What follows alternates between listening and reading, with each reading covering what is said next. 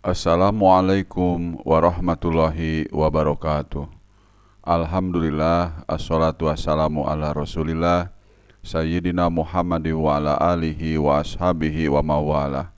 Amma ba'du, faya ayuhal hadirun ittaqullaha la'allakum tuflihun. Pada kesempatan ini marilah kita bahas tentang perjanjian perkawinan dalam perundang-undangan.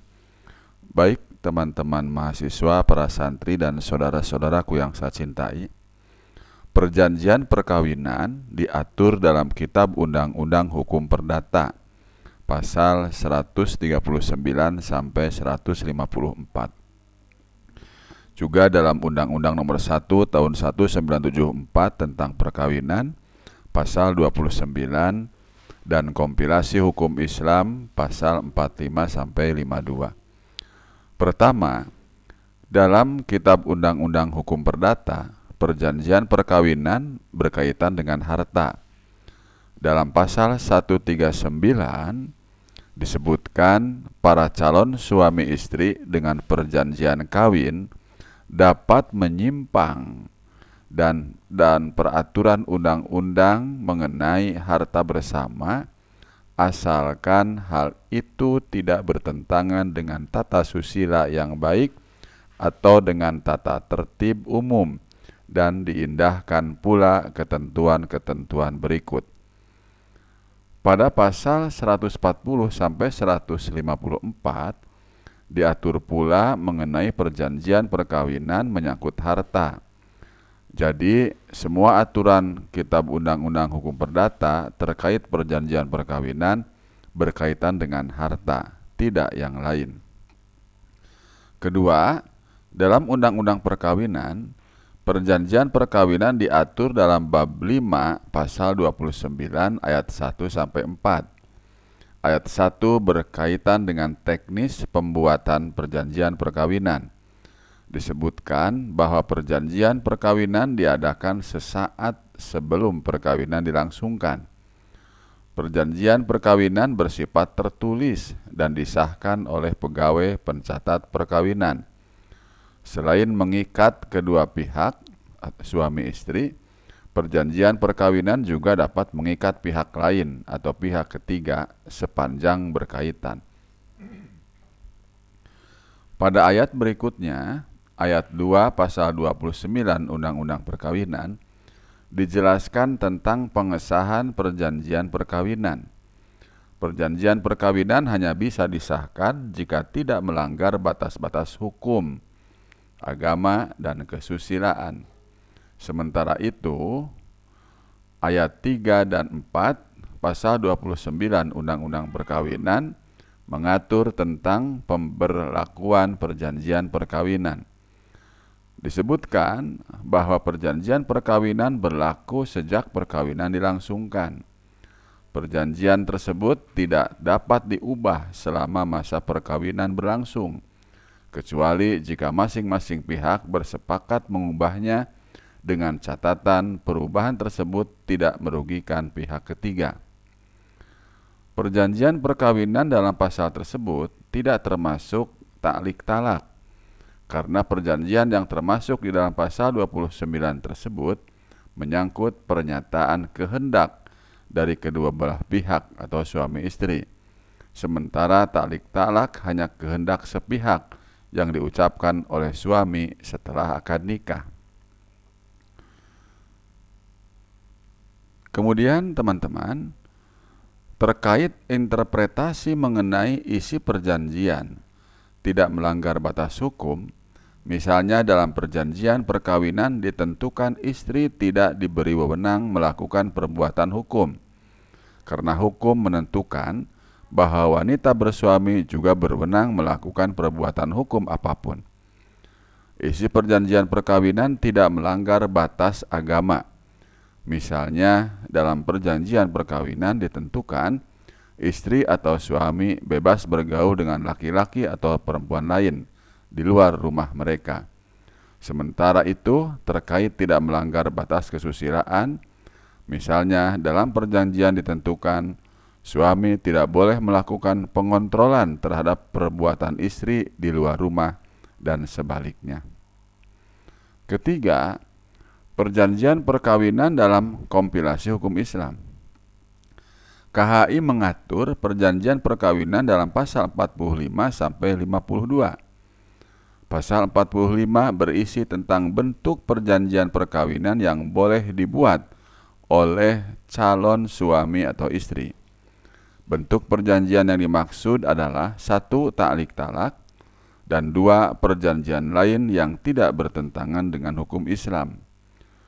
Pada pasal 46 KHI diatur tentang ta'liq talak.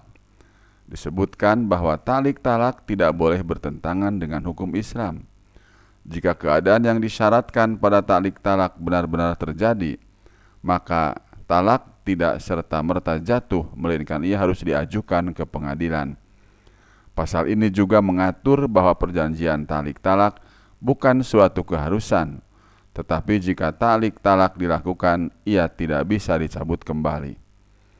Sementara itu, pasal 47 sampai 49 KHI berisi tentang isi perjanjian perkawinan mengenai harta calon suami istri.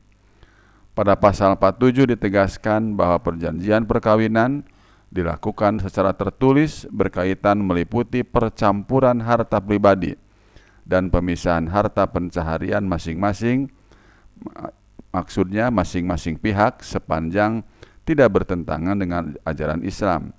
Pasal ini juga memberi kesempatan bagi masing-masing pihak untuk mengadakan ikatan hipotek atas harta pribadi dan harta bersama. Pemisahan dan pencampuran harta bersama diatur dalam pasal 48 dan 49 KHI. Pada pasal 48 disebutkan bahwa pemisahan harta bersama tidak berarti menghilangkan kewajiban suami dalam memenuhi kebutuhan rumah tangga. Artinya, jika pemisahan harta tetap dilakukan, maka suami tetap menanggung biaya kebutuhan rumah tangga. Sementara itu, pasal 49 menyebutkan bahwa pencampuran harta pribadi bisa meliputi semua harta, baik yang harta bawaan maupun harta yang diperoleh selama perkawinan. Jika perjanjian perkawinan terkait dengan pencampuran harta bawaan, maka perjanjian perkawinan tidak mencakup harta pribadi yang diperoleh selama perkawinan. Begitu pula sebaliknya. Pasal 50 KHI mengatur teknis pemberlakuan perjanjian perkawinan. Disebutkan bahwa perjanjian perkawinan mengenai harta mengikat para pihak dan pihak ketiga sejak tanggal dilangsungkan perkawinan. Perjanjian perkawinan dapat dicabut atas persetujuan bersama suami istri dan wajib didaftarkan ke kantor PPN tempat perkawinan dilangsungkan. Sejak pendaftaran itu, pencabutan mengikat para pihak. Sementara bagi pihak ketiga baru berlaku pencabutan sejak tanggal pendaftaran itu diumumkan suami istri dalam surat kabar setempat. Pencabutan gugur dan tidak mengikat pihak ketiga jika suami istri tidak mengumumkan selama 6 bulan. Selain itu, pencabutan yang dilakukan tidak boleh merugikan pihak ketiga. Sebagaimana diatur dalam pasal 51, pelanggaran terhadap perjanjian berimplikasi pada istri. Istri berhak meminta pembatalan nikah atau mengajukannya sebagai alasan gugatan perceraian ke pengadilan. Dalam hal suami beristri lebih dari satu, bisa dibuat perjanjian perkawinan terkait tempat kediaman, waktu giliran, dan biaya rumah tangga. Dari penjelasan di atas dapat disimpulkan bahwa perjanjian perkawinan dalam pasal 29 Undang-Undang Nomor 1 Tahun 1974 telah diubah atau setidaknya diterapkan bahwa ta'liq talak termasuk salah satu perjanjian perkawinan. R. Sutoyo dan Asis Sopyudin mengatakan perjanjian perkawinan di Indonesia ini dibuat manakala terdapat harta kekayaan yang lebih besar antara satu pihak dengan pihak lain. Untuk mengadakan penyimpanan terhadap ketentuan tempat persatuan harta kekayaan, Para pihak bebas menentukan bentuk hukum yang dikehendakinya. Kalau kita melihat undang-undang yang ada tentang perjanjian perkawinan, kandungan perjanjian perkawinan lebih terarah dan terfokus pada masalah harta dan tata aturan yang berfungsi untuk mengurus pengendalian harta kekayaan suami istri secara langsung berdasarkan kesepakatan bersama. Kitab Undang-Undang Hukum Perdata yang telah mengatur perjanjian perkawinan secara konkret tidak dihapus oleh Undang-Undang Perkawinan. Akan tetapi sebagai pedoman untuk mengadakan perjanjian perkawinan sejauh tidak bertentangan dengan ketentuan pasal 29 Undang-Undang Perkawinan dan bab 7 kompilasi hukum Islam. Terkait isi perjanjian perkawinan, Undang-Undang Perkawinan tidak membahasnya yang ada bahwa perjanjian perkawinan tidak boleh bertentangan dengan hukum, agama, dan kesusilaan. Dengan demikian, mengenai isi perjanjian kawin diserahkan kepada pejabat umum yang mempunyai wewenang untuk memberikan penafsirannya.